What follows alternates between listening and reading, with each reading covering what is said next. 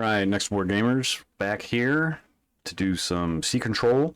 Although we do have to roll one thing back. I completely forgot that this Japanese SAG was sitting out here, so we never rolled for detection for that. We'll do that real quick. A 1. Hey, he's point detected. Maybe I should have lobbed some missiles at that guy, but I didn't. So we're going to point detect him. Excuse me, I had to sneeze there for a second. So now let's move on to sea control. So you're going to want to pull out your rules, although it will have changed. So hopefully you have the next war Iran rules. The order of the rules will change a little bit. Next war Taiwan, I just kind of cleaned it up and reformatted them so they made more sense in terms of order. The way you do sea control is spoken about generally in the series rules. The GSR will also probably have changes to that. The process is the same. It's just the procedure might be different. So it will also be these limited or displayed on the strategic display. You can ignore these words for now because those are also changing just slightly. Same concept. We're just cleaning it up, making it a little bit easier to follow. But that also, of course, will be in the rules. So the first thing you always check for, according to SOP, is inshore boxes. You're only going to check an inshore box if it is not controlled by the side that controls the at-sea box. You will also check for inshore boxes if they are not controlled by you or are contested and you are the only one with naval units there. You'll roll for that control.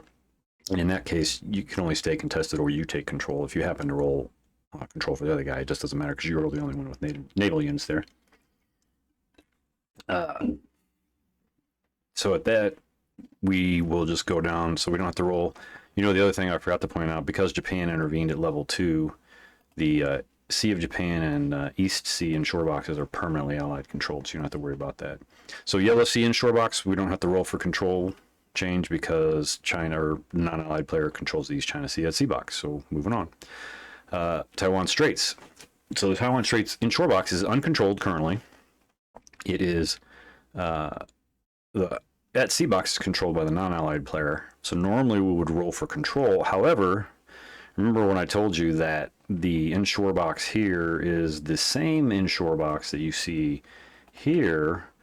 You can see that there's a rock sag there and a PRC AMP here. Well, when naval units occupy the space from both sides, it is automatically contested. So there's no roll, nothing. It's just set to contested, which basically means no control marker. So we just keep moving on. In the next war Taiwan rules, well, we should continue. We need to roll for the Paracels because the South China Sea is controlled by the PRC. So if you have your standard charts out, standard tables, this is on the standard and advanced game table sides, sea control. Bunch of modifiers. There are no naval units present, so we don't have to worry about that. Sub-threat level. If we go back to the main map and look down here, sub-threat. Oh, there, let me zoom that in a little. Sub-threat level is 4. Notice the ASW level is 1. So if we come back here, you take a look at the chart, it's minus the sub-threat level plus the ASW level. So in this instance, it'll be -3. For inshore box only, there will potentially be I'm sorry. For the inshore box, never mind. In the South China Sea, I'm sorry, East China Sea, Taiwan Straits, South China Sea, Spratlys, Ryukyus, and Gulf of Tonkin, Allied only in the Sea of Japan, but the non-Allied can use air superiority, air supremacy for -2. So now we're down to -5. I could, as the PRC, expend a DF 21-26, but I don't need to because it's a -5. So I'm just going to roll the die. 9 minus 5 is a 4, which results in contested, so there's no change. So that's it for inshore boxes. We don't really need the Gulf of Tonkin because we're not playing Vietnam, and it doesn't really matter. You can ignore that. And we don't roll for the Spratlys inshore because there are no naval units there, and the Spratly Islands at sea box is not controlled. So according to The GSR then, we then go to, or not, according to the rules, then we go to do at C boxes. So there's a strict order in Taiwan, in next war Taiwan, they roll for that. So if there are any Allied controlled at C boxes, you roll for any PRC controlled or contested connected to them. So there are no Allied controlled C boxes. So we can, I take it back. I forgot. The Sea of Japan is permanently Allied controlled. So we roll for the East China Sea because it is connected to an Allied controlled at C box. So we go through the modifier list again. It's still going to be minus. It's going to end up being -5 again, I think. So we'll just roll die. 4 remains PRC controlled. So we can move on from that. Then we go to there's the strict order of how to roll for C boxes. So always roll for the Spratly Islands and Taiwan Straits. And I believe it's in that order. Let me double check. Because even I don't remember. That's why we're going to print it on the, hopefully print it on the map. Or we are going to print it on the map, actually. Yeah, so always check for the Spratly Islands and Taiwan Straits at C box. I guess the order doesn't matter for that one. So we'll check the Taiwan Straits. Again, it's a big -4. I'm going to move this out of the way. There's also an additional -1.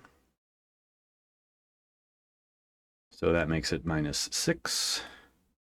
That's going to remain PRC controlled. And then we'll roll for the Spratly Islands. That'll be a -5 again. Let's say contested. There you go. So then you roll, if non-Allied controlled or contested, check the Ryukyu Islands, the Northern Approaches, and the Marianas in that order. So we're going to check for the Ryukyu Islands. In this case, it's going to be a -4 because of the presence of the Japanese SAG. That remains contested, so nothing happens. Then we roll for the Northern Approaches. So notice the Allies get a +2 here. The air supremacy doesn't reach that far, so it's -3 for the sub-threat level ASW, and then +2 for this, so it ends up being a -1. 9 will result in Allied control. Let me pull a marker out for that. And then the Marianas has a +3, so that'll be a flat roll. But a 0 is PRC controlled, oddly enough. You can narratively explain that however you would like, but it becomes PRC controlled. So then after that, if any checked at C box became or remained non-Allied controlled, check for any adjacent at C boxes which were Allied controlled prior to this control step. So this is permanently controlled by Allies, so we don't check for that. This just became controlled this turn, so we're not going to check for that one.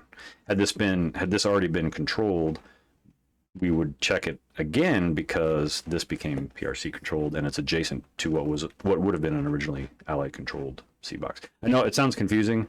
That's why the words are there. It's you have to follow it through a few times to get it.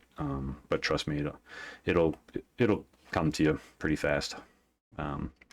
All right, then after that, I think we're just going to finish this off real quick. So we roll for detection of naval units not in port. We'll just leave this one on. We'll assume that we had rolled for that now. So we're going to roll for this guy here. I'm just going to roll. You could look up the modifiers or whatnot.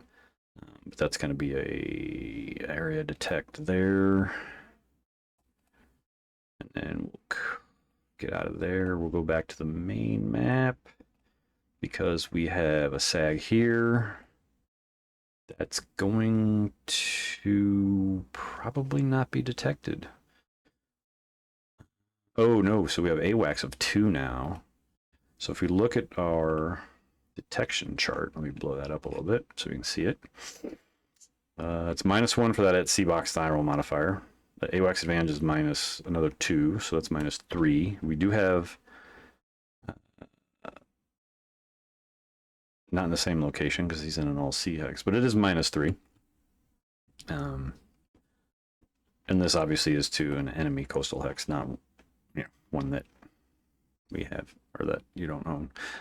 So -3, so it becomes area detected actually. So let's go back here. We'll put area detect on this guy. Boom.